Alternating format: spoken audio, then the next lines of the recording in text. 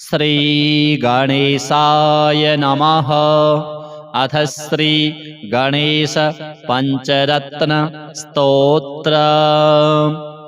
मुदाकरात् मोदकं सदा विमुक्तिसाधकं, कलाधरावतंसकं विलासिलोकरक्षकम्, अनायकैकनायकं विनाशिते भदैत्यकं, नताशुभाशुनाशकं नमामि तं विनायकम्। न तेतरातिभीकरं नवोदितार्कभास्वरं, न मत्सुरारिनिर्जरं नताधिकापदोद्धरं, सुरेश्वरं निधीश्वरं गजेश्वरं गणेश्वरं, महेश्वरं तमाश्रये परात्परं निरन्तरम्। समस्तलोकशङ्करं निरस्तदैत्यकुञ्जरं, दरेतरोदरं वरं वरेभवक्त्रमक्षरं, कृपाकरं क्षमाकरं मुदाकरं यशस्करं, मनस्करं नमस्कृतं नमस्करोमि भास्वरम्।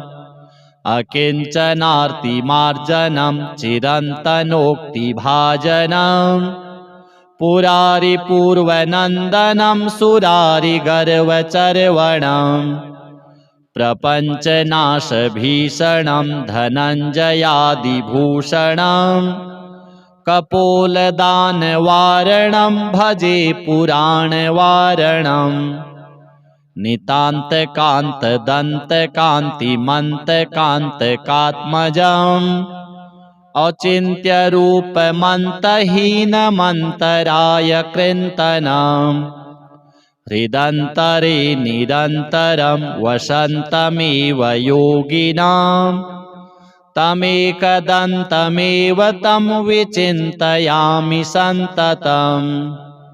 महागणेश पञ्चरत्नमादरेण योऽन्वहं, प्रजल्पति प्रभातके हृदि स्मरन् गणेश्वरम्। अरोगताम् अदोषतां सुशाहितीं सुपुत्रतां, समाहितायुरष्टभूतिमभ्युपैति सोचिरात्। अथ श्री संकष्टहरण गणेश अष्टकम्। ओम अस्य श्री संकष्टहरण स्तोत्रमन्त्रस्य श्री महागणपतिर्देवता संकष्टहरणार्थे जपे विनियोगः। ओम ओम ओंकाररूपं त्र्यहमिति च परं यत्स्वरूपं तुरीयं, त्रैगुण्यातीतनीलं कलयति मनसस्तेजसिन्दूरमूर्तिं, योगीन्द्रैर्ब्रह्मरन्ध्रैः सकलगुणमयं श्रीहरीन्द्रेण सङ्गं, गं गं गं गं गणेशं गजमुखमभितो व्यापकं चिन्तयन्ति। वं वं वं विघ्नराजं भजति निजभुजे, दक्षिणे न्यस्तशुण्डं, क्रं क्रं क्रं क्रोधमुद्रा दलितरिपुबलं, कल्पवृक्षस्य मूले। दं दं दं दन्तमेकं दधति मुनिमुखं, कामधेन्वा निसेव्यं, धं धं धं धारयन्तं धनदमतिधियं, सिद्धिबुद्धिद्वितीयं। तुं तुं तुं तुङ्गरूपं गगनपथिगतं, व्याप्नुवन्तं दिगन्तान्, क्लीं क्लीं क्लीं कारनाथं गलितमदमिलल् लोलमत्तालिमालम्। ह्रीं ह्रीं ह्रीं कारपिङ्गं सकलमुनिवर ध्येयमुण्डं च शुण्डं, श्रीं श्रीं श्रीं श्रीं श्रयन्तं निखिलनिधिकुलं, नौमि हेरम्बबिम्बम्। लौं लौं लौंकारमाद्यं प्रणवमिव पदं, मन्त्रमुक्तावलीनां, शुद्धं विघ्नेशबीजं शशिकरसदृशं, योगिनां ध्यानगम्यं। डम डम डम डामरूपं दलितभवभयं सूर्यकोटिप्रकाशं यं यं यं यज्ञनाथं जपति मुनिवरो बाह्यमभ्यन्तरं च। होम होम होम हेमवर्णं श्रुतिगणितगुणं शूर्पकर्णं कृपालुं ध्येयं सूर्यस्य बिम्बं ह्युरसि च विलसत् सर्पयज्ञोपवीतं। स्वाहा होम फट् नमोऽन्तेष्ठ ठट ठट सहितैः पल्लवैः सेव्यमानं मन्त्राणां सप्तकोटि प्रगुणितमहिमा धारमीशं प्रपद्ये। पूर्वं पीठं त्रिकोणं तदुपरि रुचिरं षट्कपत्रं पवित्रं यस्योर्ध्वं शुद्धरेखा वसुदलकमलं वास्वतेजश्चतुस्रं मध्ये हुङ्कारबीजं तदनु भगवतः स्वाङ्गषट्कं षडस्रे अष्टौ शक्तिश्च सिद्धिर्बहुलगणपतिर्विष्टराश्चाष्टकं च धर्माद्यष्टौ प्रसिद्धा दश दिशि विदिता वाध्वजाल्यः कपालं तस्य क्षेत्रादिनाथं मुनिकुलमखिलं मन्त्रमुद्रामहेशम् एवं यो भक्तियुक्तो जपति गणपतिं पुष्पधूपाक्षताद्यैर्नैवेद्यैर्मोदकानां स्तुतियुतविलसत् गीतवादित्रनादैः राजानस्तस्य भृत्या इव युवतिकुलं दासवत्सर्वदास्ते लक्ष्मीः सर्वाङ्गयुक्ता श्रयति च सदनं किङ्कराः सर्वलोकाः पुत्राः पुत्र्यः पवित्रा रणभुवि विजयी द्यूतवादेऽपि वीरो यस्येषो विघ्नराजो निवसति हृदये भक्तिभाग्यस्य रुद्रः। श्रीगणपति देवार्पणमस्तु। अथ श्री गणेश पंचरत्न स्तोत्र। मुदाकरात् मोदकं सदा विमुक्तिसाधकं कलाधरावतंसकं विलासिलोकरक्षकम् अनायकैकनायकं विनाशिते भदैत्यकं नताशुभाशुनाशकं नमामि तं विनायकम् न तेतरातिभीकरं नवोदितार्कभास्वरं न मत्सुरारिनिर्जरं न ताधिकापदोद्धरम् सुरेश्वरं निधीश्वरं गजेश्वरं गणेश्वरं महेश्वरं तमाश्रये परात्परं निरन्तरं समस्तलोकशङ्करं निरस्तदैत्यकुञ्जरं दरेतरोदरं वरं वरेभवक्त्रमक्षरम् कृपाकरं क्षमाकरं मुदाकरं यशस्करं मनस्करं नमस्कृतं नमस्करोमि भास्वरम् अकिञ्चनार्तिमार्जनं चिरन्तनोक्तिभाजनं पुरारिपूर्वनन्दनं सुरारिगर्वचर्वणम् प्रपञ्चनाशभीषणं धनञ्जयादिभूषणं कपोलदानवारणं भजे पुराणवारणं नितान्तकान्तदन्तकान्तिमन्तकान्तकात्मजम् अचिन्त्यरूपमन्तहीनमन्तरायकृन्तनम् हृदन्तरे निरन्तरं वसन्तमेव योगिनां तमेकदन्तमेव तं विचिन्तयामि सन्ततं महागणेश पञ्चरत्नमादरेण योऽन्वहं प्रजल्पति प्रभातके हृदि स्मरन् गणेश्वरम् अरोगताम् अदोषतां सुशाहितीं सुपुत्रताम् समाहितायुरष्टभूतिमभ्युपैति सोचिरात्। अथ श्री संकष्टहरण गणेश अष्टकम्। ओम अस्य श्री संकष्टहरण स्तोत्रमन्त्रस्य श्री महागणपतिर्देवता संकष्टहरणार्थे जपे विनियोगः। ओम ओम ओंकाररूपं त्र्यहमिति च परं यत्स्वरूपं तुरीयं त्रैगुण्यातीतनीलं कलयति मनसस्तेजसिन्दूरमूर्तिं योगीन्द्रैर्ब्रह्मरन्ध्रैः सकलगुणमयं श्रीहरीन्द्रेण सङ्गं गं गं गं गं गणेशं गजमुखमभितो व्यापकं चिन्तयन्ति। वं वं वं विघ्नराजं भजति निजभुजे दक्षिणे न्यस्तशुण्डं क्रं क्रं क्रं क्रोधमुद्रा दलितरिपुबलं कल्पवृक्षस्य मूले दं दं दं दन्तमेकं दधति मुनिमुखं कामधेन्वा निसेव्यं धं धं धं धारयन्तं धनदमतिधियं सिद्धिबुद्धि द्वितीयं तुं तुं तुं तुङ्गरूपं गगनपथिगतं व्याप्नुवन्तं दिगन्तान् क्लीं क्लीं क्लीं कारनाथं गलितमदमिलल् लोलमत्तालिमालम् ह्रीं ह्रीं ह्रीं कारपिङ्गं सकलमुनिवर ध्येयमुण्डं च शुण्डं श्रीं श्रीं श्रीं श्रीं श्रयन्तं निखिलनिधिकुलं नौमि हेरम्बबिम्बं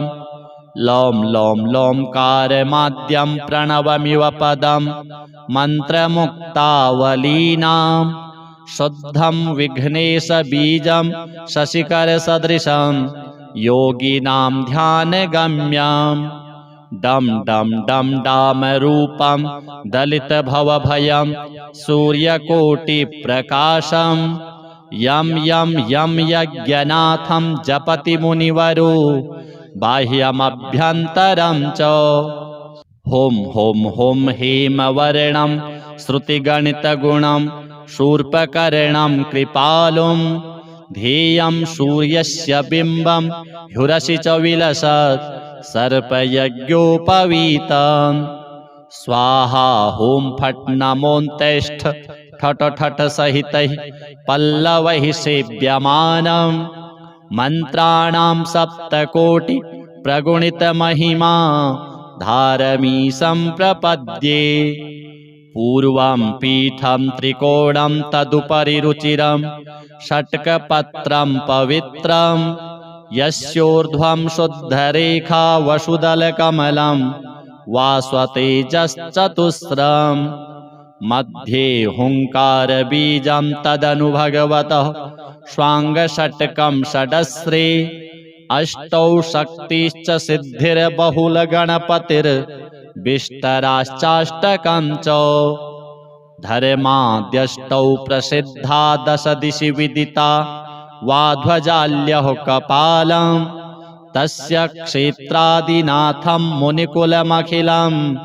मन्त्रमुद्रामहेशम् एवं यो भक्तियुक्तो जपति गणपतिं पुष्पधूपाक्षताद्यैर्नैवेद्यैर्मोदकानां स्तुतियुतविलसत् गीतवादित्रनादैः राजानस्तस्य भृत्या इव युवतिकुलं दासवत्सर्वदास्ते लक्ष्मीः सर्वाङ्गयुक्ता श्रयति च सदनं किङ्कराः सर्वलोकाः पुत्राः पुत्र्यः पवित्रा रणभुवि विजयी द्यूतवादेऽपि वीरो यस्येषो विघ्नराजो निवसति हृदये भक्तिभाग्यस्य रुद्रः श्रीगणपति देवार्पणमस्तु। अथ श्री गणेश पंचरत्न स्तोत्र। मुदाकरात् मोदकं सदा विमुक्तिसाधकं कलाधरावतंसकं विलासिलोकरक्षकम् अनायकैकनायकं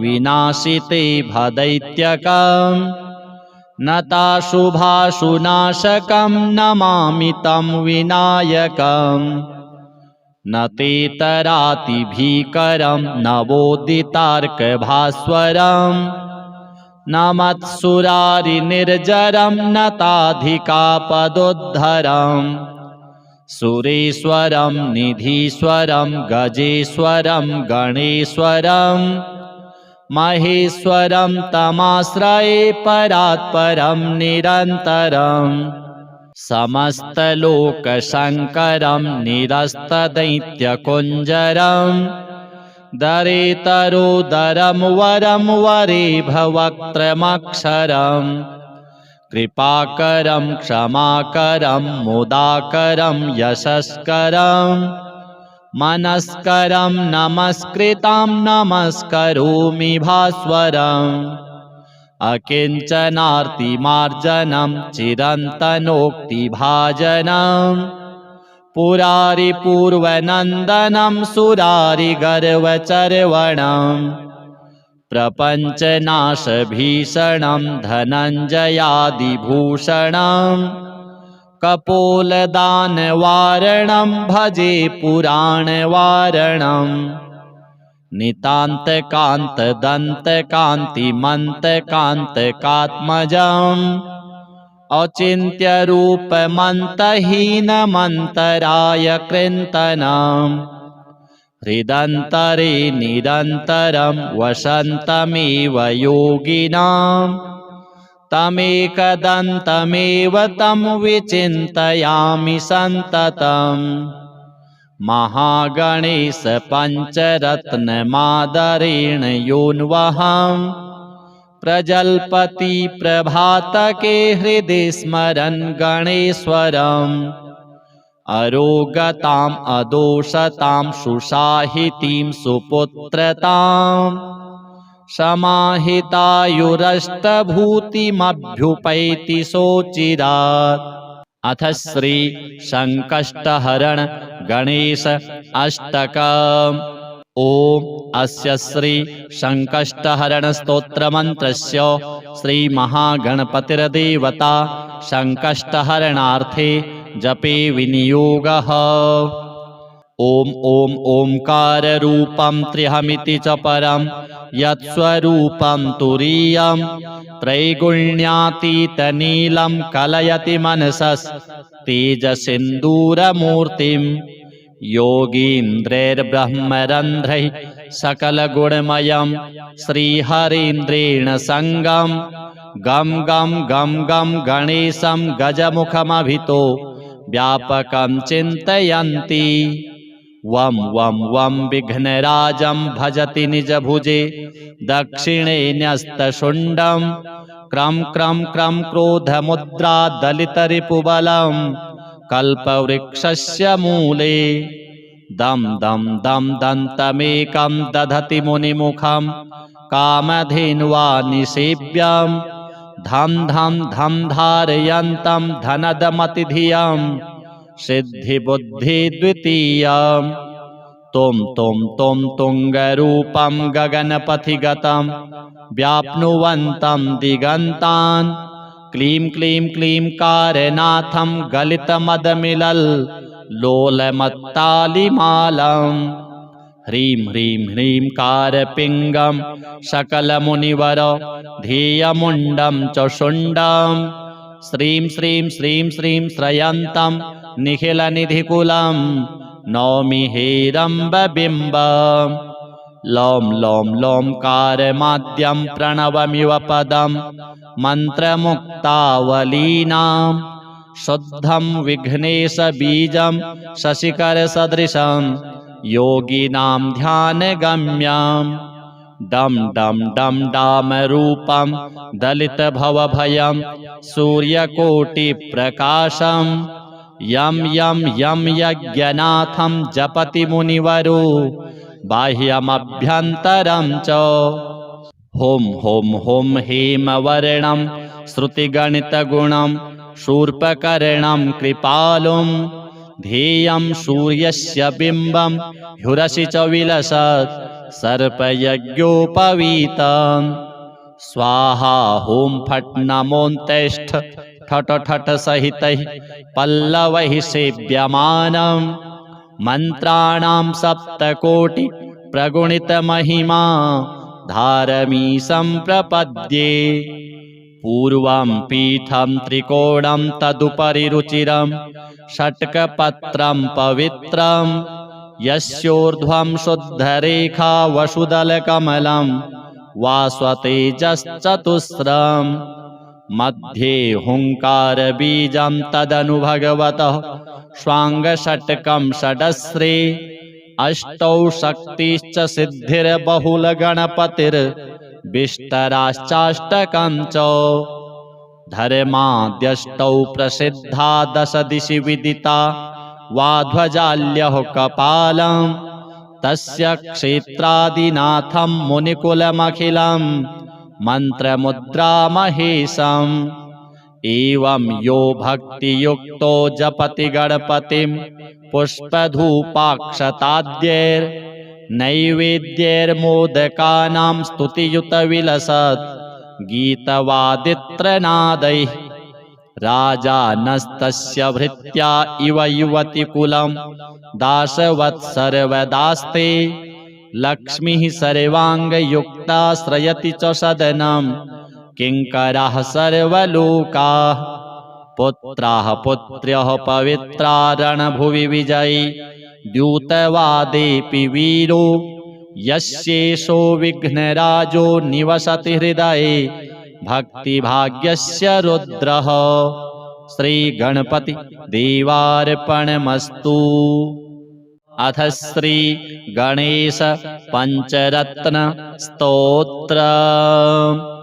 मुदाकरात्तमोदकं सदा विमुक्तिसाधकं कलाधरावतंसकं विलासिलोकरक्षकम् अनायकैकनायकं विनाशिते भदैत्यकम् नताशुभाशुनाशकं नमामि तं विनायकम् न तेतरातिभीकरं नवोदितार्कभास्वरं न मत्सुरारिनिर्जरं नताधिकापदोद्धरम् सुरेश्वरं निधीश्वरं गजेश्वरं गणेश्वरं महेश्वरं तमाश्रये परात्परं निरन्तरम् समस्तलोकशङ्करं निरस्तदैत्यकुञ्जरं दरेतरोदरं वरं वरेभवक्त्रमक्षरम् कृपाकरं क्षमाकरं मुदाकरं यशस्करं मनस्करं नमस्कृतं नमस्करोमि भास्वरम् अकिञ्चनार्तिमार्जनं चिरन्तनोक्तिभाजनं पुरारिपूर्वनन्दनं सुरारिगर्वचर्वणम् प्रपञ्चनाशभीषणं धनञ्जयादिभूषणं कपोलदानवारणं भजे पुराणवारणम् नितान्तकान्तदन्तकान्तिमन्तकान्तकात्मजम् अचिन्त्यरूपमन्तहीनमन्तराय कृन्तनम् हृदन्तरे निरन्तरं वसन्तमेव योगिनां तमेकदन्तमेव तं विचिन्तयामि सन्ततम् महागणेश पञ्चरत्नमादरेण योऽन्वहं प्रजल्पति प्रभातके हृदि स्मरन् गणेश्वरम् अरोगताम् अदोषतां सुशाहितीं सुपुत्रताम् समाहितायुरष्टभूतिमभ्युपैति सोचिरात्। अथ श्री संकष्टहरण गणेश अष्टकम्। ॐ अस्य श्री संकष्टहरणस्तोत्रमन्त्रस्य श्रीमहागणपतिर्देवता संकष्टहरणार्थे जपे विनियोगः। ॐ ॐ ओंकाररूपं त्र्यहमिति च परं यत्स्वरूपं तुरीयं त्रैगुण्यातीतनीलं कलयति मनसस्तेजसिन्दूरमूर्तिं योगीन्द्रैर्ब्रह्मरन्ध्रैः सकलगुणमयं श्रीहरीन्द्रेण सङ्गं गं गं गं गं गणेशं गजमुखमभितो व्यापकं चिन्तयन्ति। वं वं वं विघ्नराजं भजति निजभुजे दक्षिणे न्यस्तशुण्डं क्रं क्रं क्रं क्रोधमुद्रा दलितरिपुबलं कल्पवृक्षस्य मूले दं दं दं दन्तमेकं दधति मुनिमुखं कामधेन्वा निसेव्यं धं धं धं धारयन्तं धनदमतिधियं सिद्धिबुद्धिद्वितीयं तुं तुं तुं तुङ्गरूपं गगनपथिगतं व्याप्नुवन्तं दिगन्तान् क्लीं क्लीं क्लीं कारनाथं गलितमदमिलल् लोलमत्तालिमालं ह्रीं ह्रीं ह्रीं कारपिङ्गं सकलमुनिवर ध्येयमुण्डं च शुण्डं श्रीं श्रीं श्रीं श्रीं श्रयन्तं निखिलनिधिकुलं नौमि हेरम्बबिम्बं लौं लौं लौं कारमाद्यं प्रणवमिव पदं मन्त्रमुक्तावलीनां शुद्धं विघ्नेशबीजं शशिकरसदृशं योगिनां ध्यानगम्यं डं डं डं डामरूपं दलितभवभयं सूर्यकोटिप्रकाशं यं यं यं यज्ञनाथं जपति मुनिवरो बाह्यमभ्यन्तरं च हों हों हों हेमवर्णं श्रुतिगणितगुणं शूर्पकर्णं कृपालुं ध्येयं सूर्यस्य बिम्बं ह्युरसि च विलसत् सर्पयज्ञोपवीतं स्वाहा हों फट् नमोऽन्तेष्ठ ठठ ठठ सहितैः पल्लवैः सेव्यमानं मन्त्राणां सप्तकोटि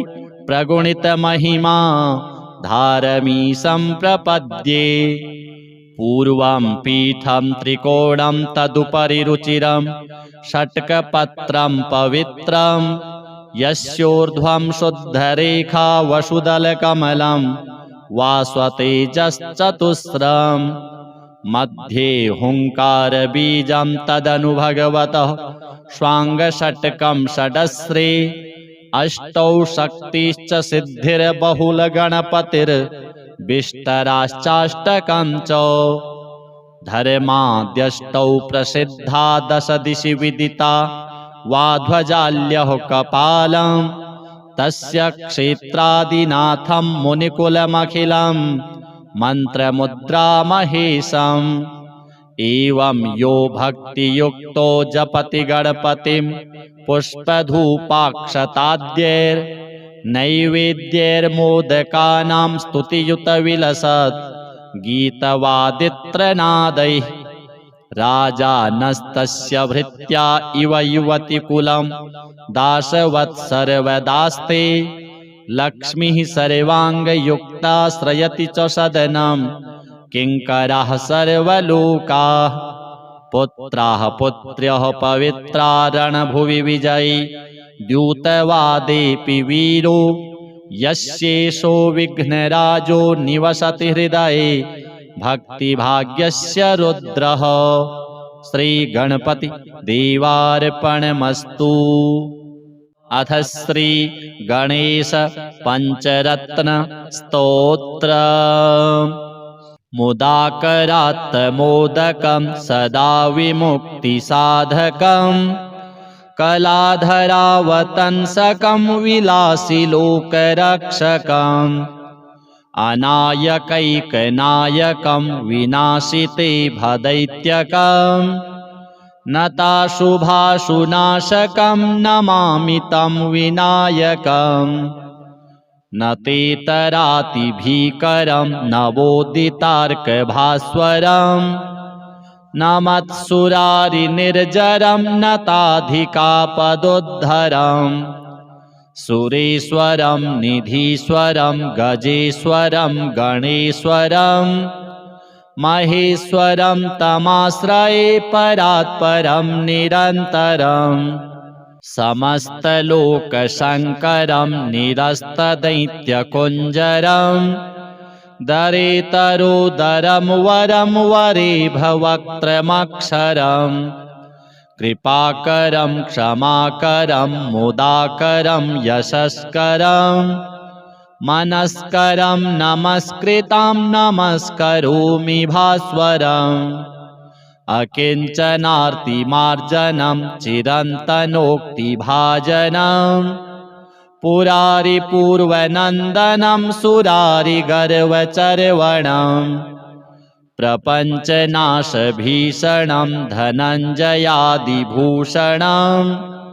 कपोलदानवारणं भजे पुराणवारणम् नितान्तकान्तदन्तकान्तिमन्तकान्तकात्मजम् अचिन्त्यरूपमन्तहीनमन्तराय कृन्तनम् हृदन्तरे निरन्तरं वसन्तमेव योगिनां तमेकदन्तमेव तं विचिन्तयामि सन्ततम् महागणेश पञ्चरत्नमादरेण योऽन्वहं प्रजल्पति प्रभातके हृदि स्मरन् गणेश्वरम् अरोगताम् अदोषतां सुशाहितीं सुपुत्रतां समाहितायुरष्टभूतिमभ्युपैति सोचिरात्। अथ श्री संकष्टहरण गणेश अष्टकम्। ओम अस्य श्री संकष्टहरण स्तोत्रमन्त्रस्य श्री महागणपतिर्देवता संकष्टहरणार्थे जपे विनियोगः। ओम ओम ओंकाररूपं त्र्यहमिति च परं यत्स्वरूपं तुरीयं त्रैगुण्यातीतनीलं कलयति मनसस्तेजसिन्दूरमूर्तिं योगीन्द्रैर्ब्रह्मरन्ध्रैः सकलगुणमयं श्रीहरीन्द्रेण सङ्गं गं गं गं गं गणेशं गजमुखमभितो व्यापकं चिन्तयन्ति।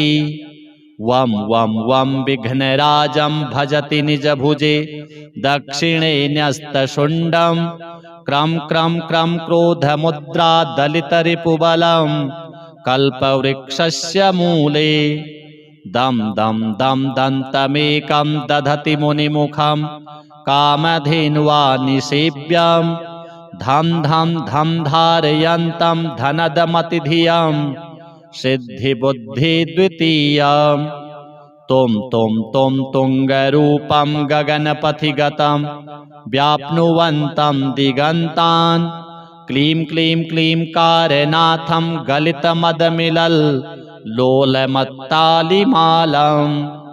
ह्रीं ह्रीं ह्रीं कारपिङ्गं सकलमुनिवर ध्येयमुण्डं च शुण्डं श्रीं श्रीं श्रीं श्रीं श्रयन्तं निखिलनिधिकुलं नौमि हेरम्बबिम्बं लौं लौं लौंकारमाद्यं प्रणवमिव पदं मन्त्रमुक्तावलीनां शुद्धं विघ्नेशबीजं शशिकरसदृशं योगिनां ध्यानगम्यं डं डं डं डामरूपं दलितभवभयं सूर्यकोटिप्रकाशं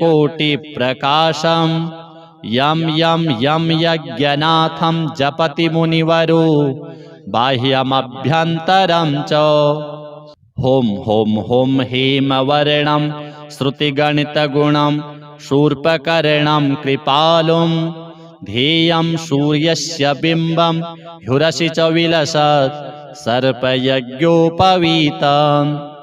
स्वाहा हों फट् नमोऽन्तेष्ठ ठठ ठठ सहितैः पल्लवैः सेव्यमानं मन्त्राणां सप्तकोटि प्रगुणितमहिमा धारमी सम्प्रपद्ये पूर्वं पीठं त्रिकोणं तदुपरि रुचिरं षट्कपत्रं पवित्रं यस्योर्ध्वं शुद्धरेखा वसुदलकमलं वास्वतेजश्चतुस्रम् मध्ये हुङ्कारबीजं तदनु भगवतः स्वाङ्गषट्कं षडस्रे अष्टौ शक्तिश्च सिद्धिर्बहुलगणपतिर्विष्टराश्चाष्टकं च धर्माद्यष्टौ प्रसिद्धा दश दिशि विदिता वाध्वजाल्यः कपालं तस्य क्षेत्रादिनाथं मुनिकुलमखिलं